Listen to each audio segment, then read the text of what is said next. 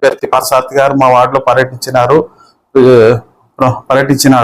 అప్పుడు ఎవరు కూడా ఆయనకి మాకు నీళ్లు రావడం లేదని, మా ఇంటి ముందు రోడ్డు లేదని కానీ, కాలువలు లేవని కానీ, లైట్లు లేవని కానీ ఎవరు చెప్పింది అయితే లేదు. ప్రతి ఇంటికి కాలువలు ఉన్నాయి, ప్రతి ఇంటి ముందు రోడ్లు ఉన్నాయి, అన్ని రకాలుగా బాగుంది. ఎక్కడ కూడా మా వార్డులో 10 మీటర్లు కూడా ఖాళీ స్థలం లేదు. ప్రతి ఇంటికి కాలువలు ఉన్నాయి, ప్రతి ఇంటికి కుళాయిలు ఉంది. ఏ ఇంటికి కూడా కుళాయి లేని ఇల్లు అయితే లేదు. ఎవరు కూడా వచ్చి కాలు బిందెలతో ఆయన మాకు నీళ్లు రావడం లేదని చెప్పింది లేదు. ఎవరో వచ్చి ఏమో స్లిప్ రాసిస్తే స్లిప్ చూసి చదవడము.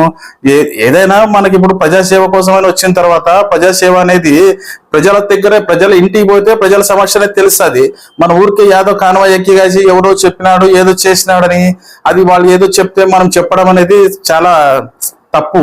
అట్లాంటివి చేయకుండా అభివృద్ధి అనేది ఏదో కంటికి కనిపిస్తుంది.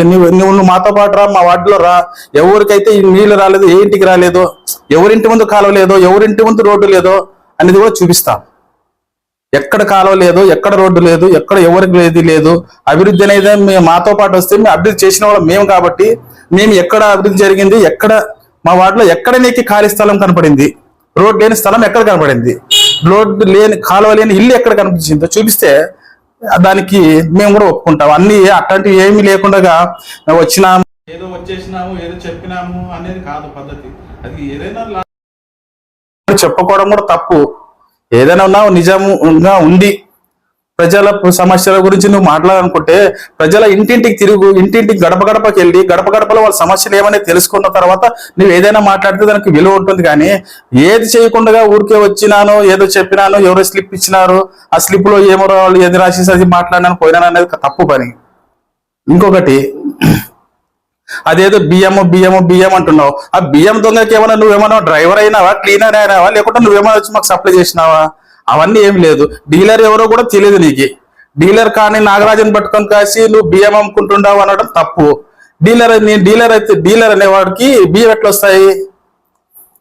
ఇప్పుడు మా జగనన్న ఏం చేసినాడు, బియ్యం ఇంటికే సరఫరా చేయాలని జగనన్న బండ్లు పెట్టినాడు. ఆ బియ్యం బండి వాడు తీసుకుపోయి వాళ్ళ ఇంటి కాడికి పోయి కాసి బియ్యం అందిస్తున్నాడు.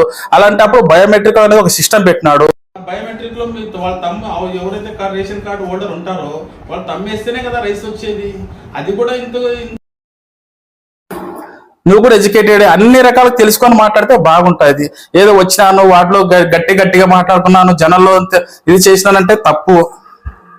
అది అలాంటి పని చేయకుండా ఉండి ఏదైనా వచ్చింది నీవు మాకన్నా మేము చేసిన అభివృద్ధిని చూసి ఓర్చుకోలేక అభివృద్ధి లేదు అంటున్నావు. కానీ మా అభివృద్ధిని చూసి నీ కళ్ళు కనబడుకుంటూ కానీ నీవు 13 రోజులు 15 రోజుల్లో ఉంటే నేను ఎమ్మెల్యే అవుతాను అనేది కాదు. ఏ రకంగా అయితే సూట్ కేసు తీసుకుని వచ్చినావో అదే రకంగా సూట్ కేసు తీసుకుని 13వ తేదీ సాయంత్రం వెళ్ళిపోవాల్సిన పరిస్థితి కూడా వస్తుంది. అలా బుద్ధి చెప్తారు అతని ప్రజలు కూడా. నేను ఈ రోజు ఒక్కసారి 2 సార్లు కౌన్సిలర్ని కాదు. నేను కంటిన్యూగా 1992 నుంచి ఈ రోజు వరకు 4 సార్లు కౌన్సిలర్ని. నాకు 2000 మెజార్టీ ఇచ్చినారు మా వార్డులో ప్రజలు. నేను మంచివాడైతేనే చేస్తారు. నేను పింఛన్ ఇచ్చిన రద్దు చేస్తానని, రేషన్ కార్డు నీకు ఇప్పిందని అట్లా బెదిరిస్తున్నాడు కౌన్సిలరు అని చెప్పడం చాలా తప్పు. నిజంగా నీ దగ్గరికి ఎవరైనా బాధ్యత వచ్చినారా? నీకు రేషన్ కార్డు తీసేస్తానని, లేదా పింఛన్ తీసేస్తానని, నీకు వచ్చే గవర్నమెంట్ నుంచి వచ్చే లబ్ధి తీసేస్తానని అలాంటి ఎవరైనా నీ దగ్గరకు వచ్చి కంప్లైంట్ చేసినారా? నీకు ఎవరు వచ్చి అడిగినారా? ఎవరైనా ఒకరు చూపి. నీ లబ్ధి కోసం, నువ్వు రాజకీయ లబ్ధి కోసం వాళ్ళపైన నిందలు వేయడము సరైన పద్ధతి.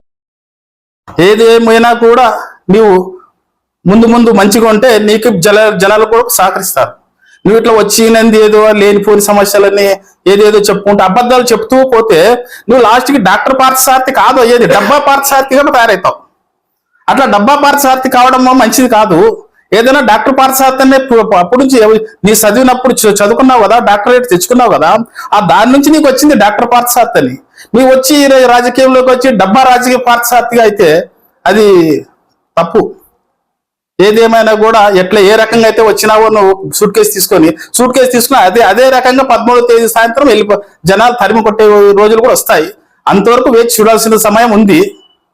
అప్పుడు చెప్తాను ఆ రోజు దాని మీద నువ్వు చేసిన దాని మీద ఆ రోజు మాట్లాడతాం. మా పేరు సిహెచ్ నాగరాజ్, 42వ వార్డు కౌన్సిలర్.